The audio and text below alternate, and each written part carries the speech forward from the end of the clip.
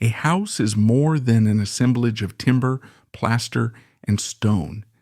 It is a silent archivist, a vessel that absorbs the very essence of the lives lived within its walls. It breathes in our triumphs and exhales our sorrows.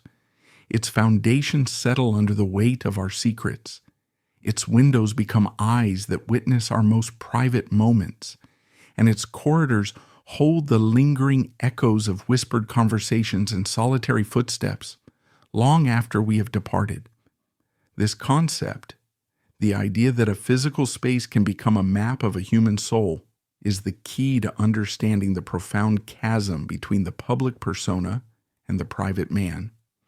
And for a figure as enigmatic as Lee Van Cleef, an actor whose face was a cinematic icon of cold, calculated menace, the properties he inhabited are the only truly reliable blueprints of his actual existence.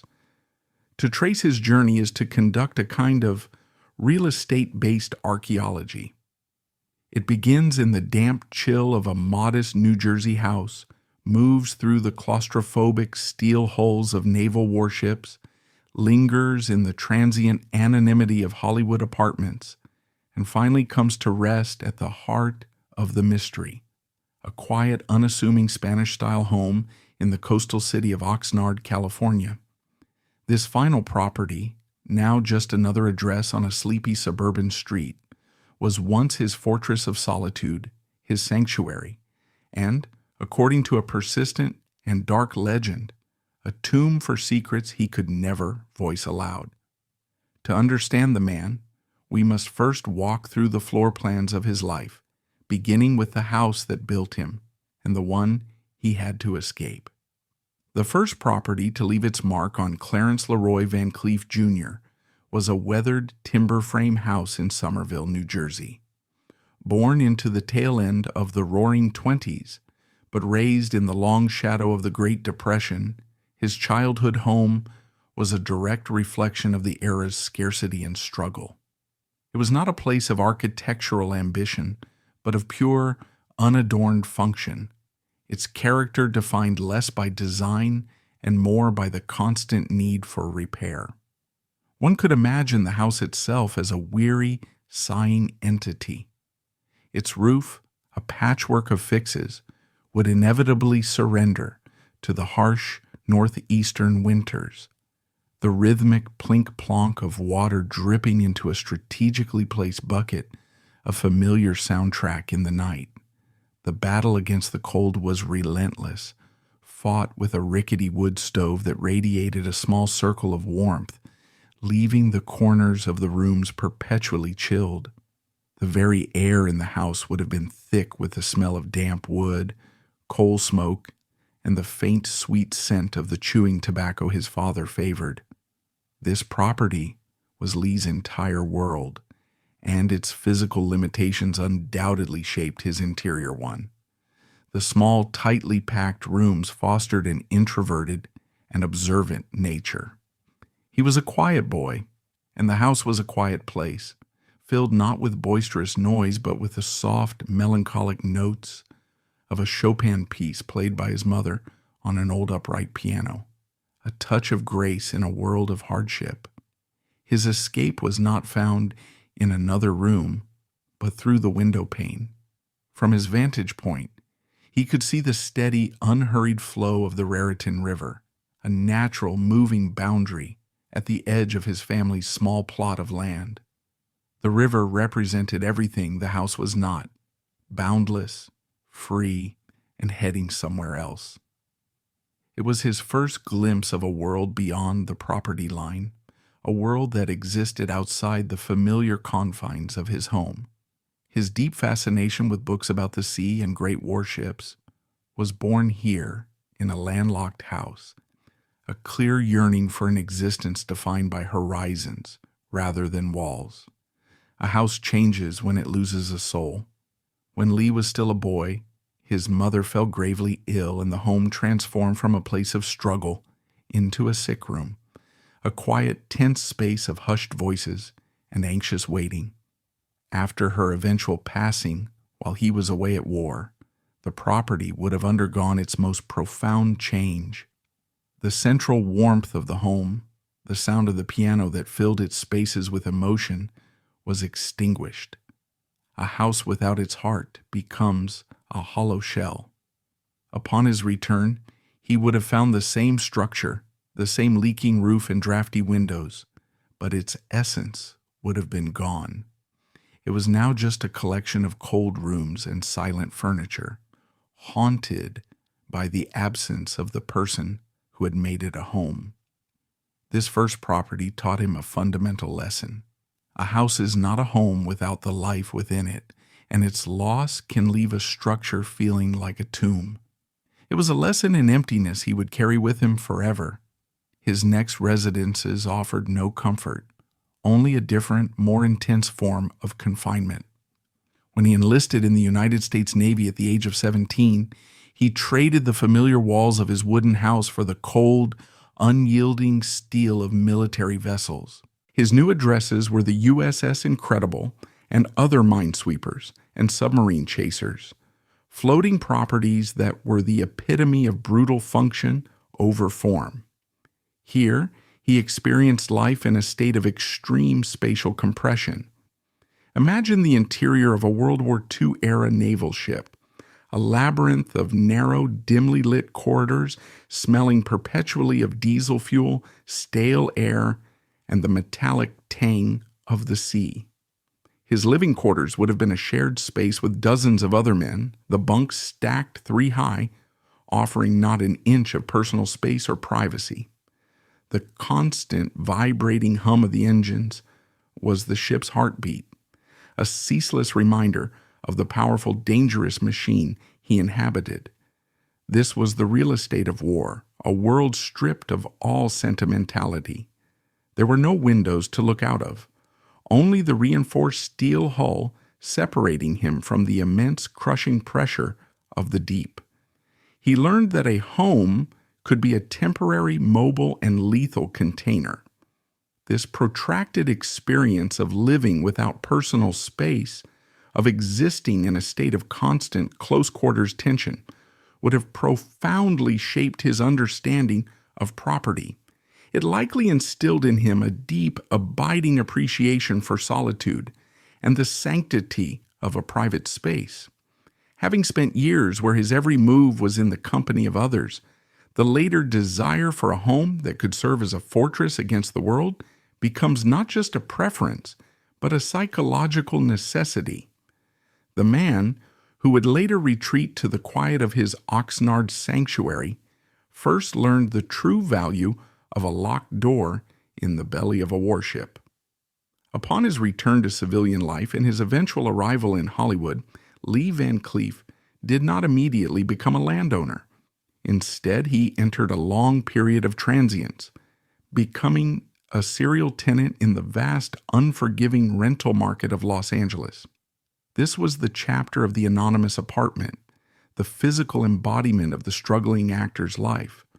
One can easily picture the kinds of properties he inhabited during these years: a second-floor walk-up in a dingy part of town, a small bungalow court apartment, or a room in a building where the walls were thin enough to hear the dreams and arguments of his neighbors. These were not homes, they were way stations. The architecture of this period was one of impermanence. A typical apartment would feature a single large room that served as both living and sleeping space, a small kitchenette with aging appliances, and a bathroom with cracking tiles. The view from the window was likely not of a rolling landscape, but of a sun-baked brick wall, a tangled mess of power lines in a back alley, or the identical window of the building next door. The glamour of Hollywood, the iconic sign in the hills, was a distant, almost fictional concept from these vantage points. His reality was the peeling paint, the worn linoleum floor, and the sound of traffic outside. This real estate reality mirrored his professional one perfectly.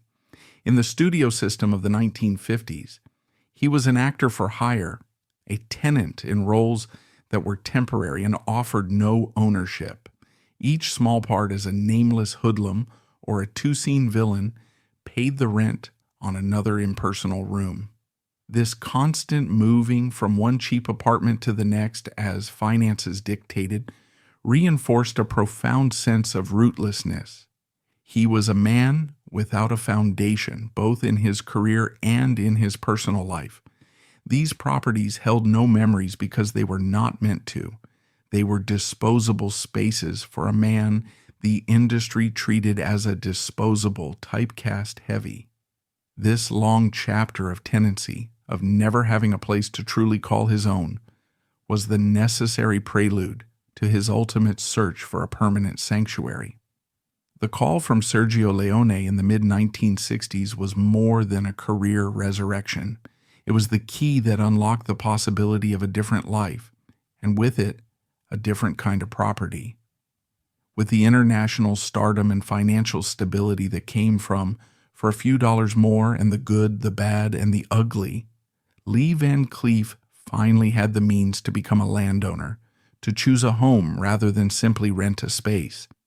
His choice was a profound act of self-definition. He famously turned his back on the epicenters of movie star real estate.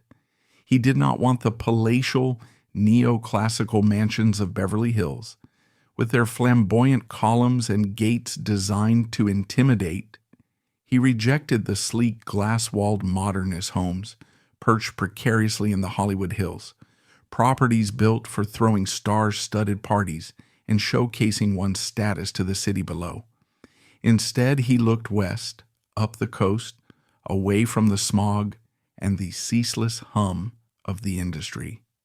His search ended in Oxnard, a quiet, unpretentious coastal city.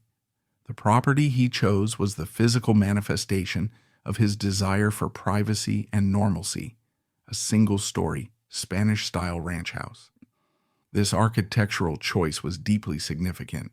The California ranch style, with its low-slung profile and sprawling, horizontal layout, is inherently democratic and informal. It is a style that hugs the land rather than dominating it.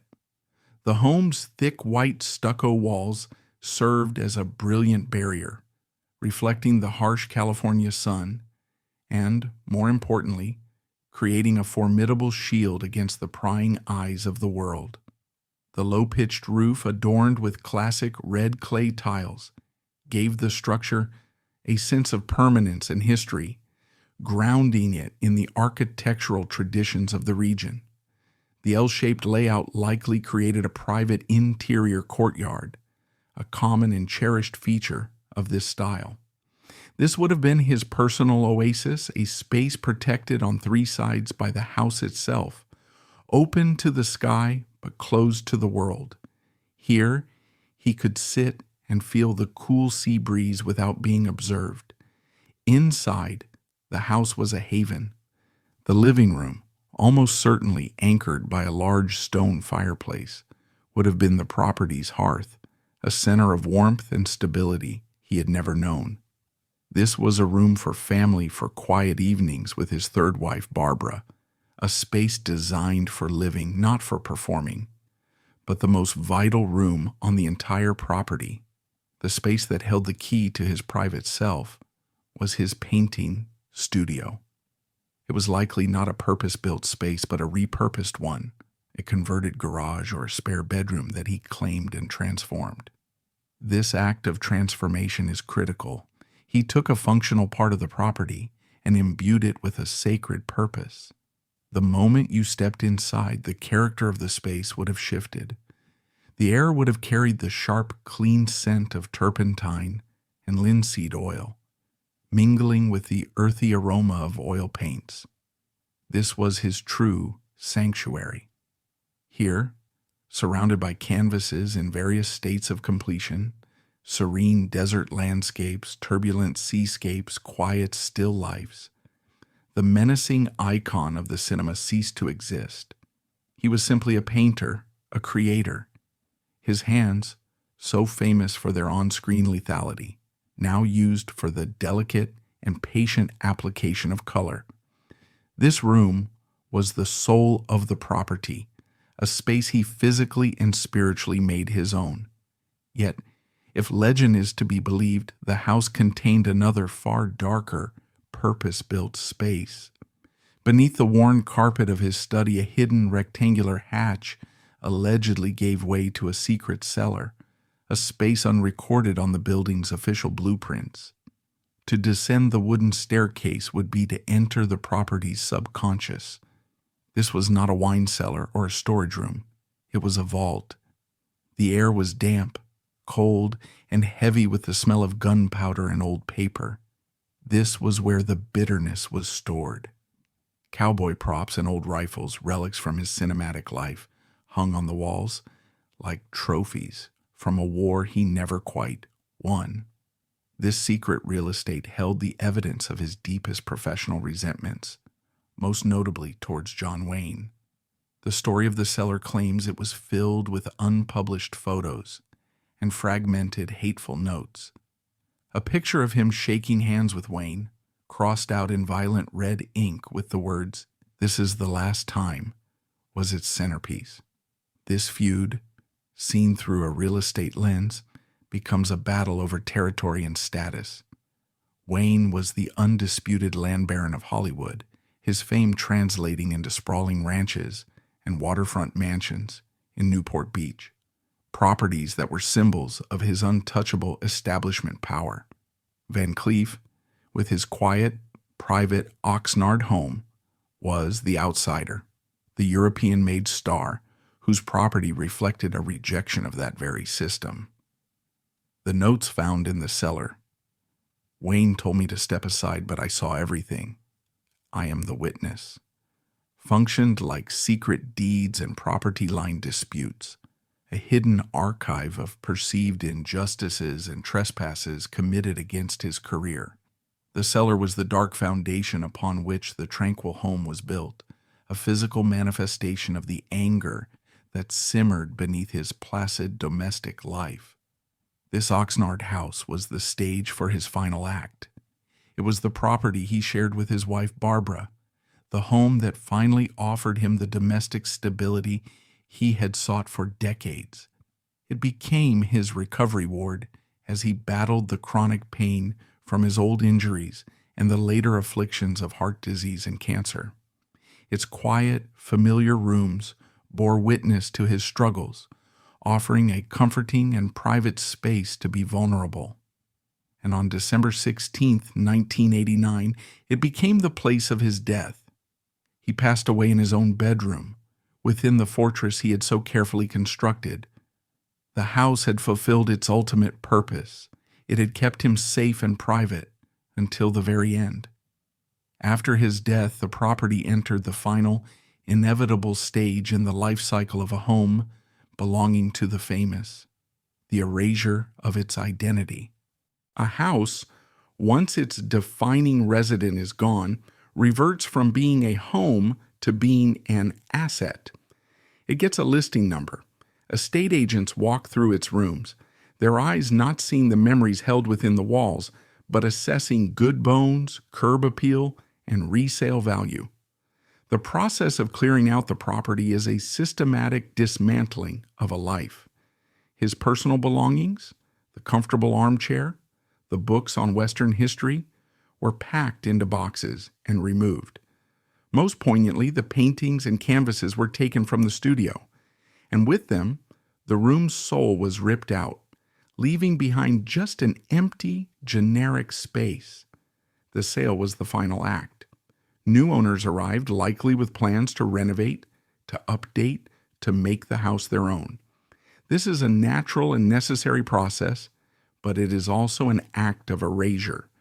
The walls of his studio were repainted, the unique scent of oil and turpentine forever sealed beneath a layer of neutral-colored latex. The worn carpets he had walked on were torn out and replaced. The specific landscaping he and Barbara might have tended to was likely redesigned. The house that was, for a time, a living extension of Lee Van Cleef's complex identity was scrubbed clean. It became, once again, just another address on a quiet street. its epic and secret history completely invisible to any who passed by. The property's memory had been professionally expunged. To understand Lee Van Cleef, one must tour the properties of his life. The story is written in the floor plan of the cramped New Jersey house that taught him about limits, in the claustrophobic steel quarters of the warships that taught him about freedom, and in the transient apartments that taught him about rootlessness. But his true autobiography is the Spanish-style ranch in Oxnard. That property was his masterpiece, a carefully chosen and meticulously crafted sanctuary where he could finally be the sole owner of his own narrative. Today the building stands, but the home is a ghost. It is a silent, stuccoed monument, a powerful reminder that while a man's life is finite, the spaces he inhabited hold his story long after he is gone, their foundations forever settled with the weight of his secrets. What do you think about Van Cleef? Leave your thoughts in the comments below. If you feel Lee Van Cleef's story deserves to be heard, if you believe the hidden corners of Hollywood need to be illuminated, don't forget to like the video, subscribe to the channel, and share so more people can know.